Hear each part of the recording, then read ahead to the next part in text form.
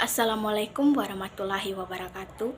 Perkenalkan, nama lengkap saya Maria Yerlina Erodapo dari Prodi PBSI semester 3.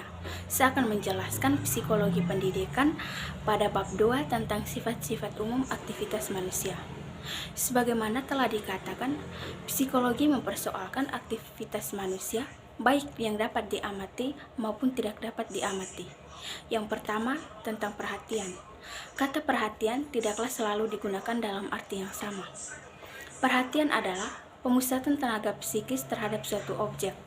Perhatian adalah banyak sedikitnya kesadaran yang menyertai sesuatu aktivitas yang dilakukan. Macam-macam perhatian. Yang pertama, atas dasar intensitasnya, perhatian dibedakan menjadi dua. Yang pertama, perhatian intensif dan perhatian tidak intensif. Yang kedua, atas dasar cara timbulnya, perhatian dibedakan menjadi dua, yaitu perhatian sekehendak dan perhatian spontan. Yang ketiga, atas dasar luasnya objek, perhatian dibedakan menjadi dua, yaitu perhatian terpencar dan perhatian terpusat. B. Pengamatan. Cara mengenal objek yang demikian itu disebut mengamati. Sedangkan melihat, mendengar, dan seterusnya itu disebut pengamatan. Dunia pengamatan biasanya dilukiskan menurut aspek pengaturannya. Yang pertama, pengaturan menurut sudut pandang ruang.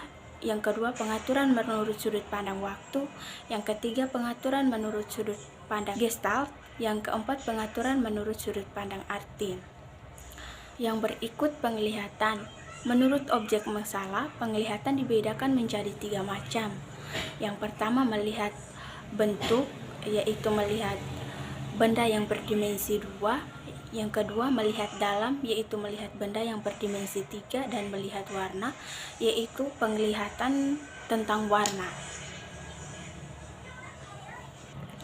C. Tanggapan dan variasi. Tanggapan didefinisikan sebagai bayangan yang tinggal di dalam ingatan setelah melakukan pengamatan. Sedangkan menurut Liskoten, mengemukan bahwa menanggap adalah melakukan kembali sesuatu perbuatan tanpa hadirnya objek fungsi primer yang merupakan dasar mobilitas tanggapan itu. Ada 3 macam tanggapan. Yang pertama, tanggapan masa lampau atau tanggapan ingatan. Yang kedua, tanggapan masa datang atau tanggapan mengantisipasikan. Yang ketiga, tanggapan masa kini atau mengimajinasikan. D. Fantasi. Fantasi adalah daya untuk membentuk tanggapan-tanggapan baru dengan pertolongan tanggapan yang sudah ada. Secara garis besar, fantasi dapat digolongkan menjadi 2, yaitu fantasi tak disadari dan fantasi disadari. Fantasi tak disadari adalah fantasi yang terjadi dengan tak disengaja. Jadi, orang melampaui dunia real tak sengaja.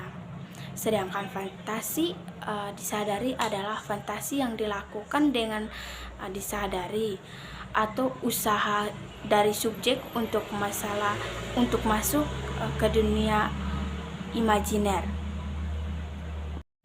E. Ingatan. Pribadi manusia beserta aktivitas tidak semata-mata ditentukan oleh pengaruh proses yang berlangsung waktu kini dan juga pengaruh pada masa lampau.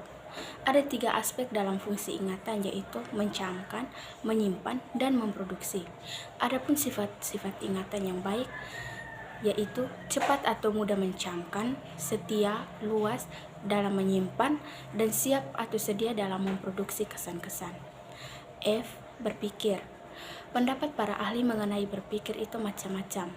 Ahli psikologi asosiasi berpendapat bahwa berpikir adalah kelangsungan tanggapan di mana subjek yang berpikir itu pasif. Menurut Plato, beranggap bahwa berpikir itu adalah berbicara dalam hati.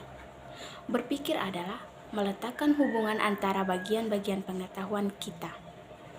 G. Perasaan. Perasaan adalah gejala psikis yang bersifat subjektif yang berhubungan dengan gejala-gejala mengenal dan dialami dalam kualitas senang atau tidak senang. Perasaan itu bersifat subjektif, banyak dipahami oleh keadaan diri seseorang. Perasaan umumnya bersangkutan dengan fungsi mental, yang artinya perasaan dapat ditimbulkan karena mengamati, menganggap, mengkelayak, dan mengingat atau memikirkan sesuatu. Macam-macam perasaan yaitu perasaan rohania dan jasmania. H. Motif-motif. Motif adalah keadaan dalam pribadi orang yang mendorong individu untuk melakukan aktivitas tertentu guna mencapai sesuatu tujuan.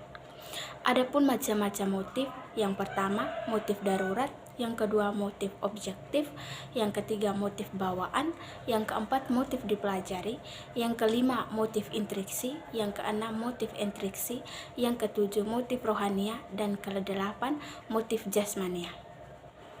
Itu saja penjelasan dari saya, kurang dan lebihnya saya mohon maaf. Assalamualaikum warahmatullahi wabarakatuh.